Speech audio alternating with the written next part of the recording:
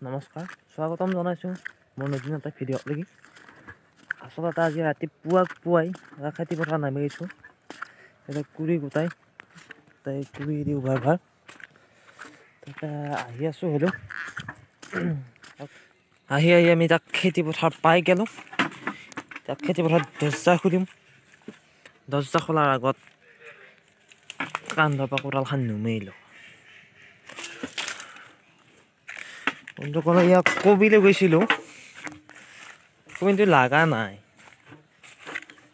কবিতা পানী চানী দিম অলপ খাই থৈ গৈছিলোঁ। ইফালে আছে আলু, বন্ধাকবি, মটৰ। মানে কম মাটিত কেনেকৈ খেতিকেইটা কৰিব পাৰি আমি তাকে দেখোঁ অলপ। মটৰ বন্ধুসকল, খেতিৰ বিষয়ে বৰ বিশেষ জ্ঞান নাই, কিন্তু মানে হ'লেও অলপ খেতি কৰিব ইচ্ছা যায়তো। যিহেতু আমি অসমীয়া ল'ৰা, অসমত যদি ইমান ধুনীয়া মাটিতে খেতি নকৰোঁ, তেতিয়াহ'লে আৰু আমাৰ নিচিনা চলি ক'ত খেতি কৰিব। এতিয়া যদি অলপকৈ শিকি যদি পিছত ডাঙৰকৈ কৰিব পাৰা আৰু ভালকৈ, তেতিয়াহ'লে আমাৰো ভাল। এতিয়া এইগিলা আলু খেতি লগাইছিলোঁ।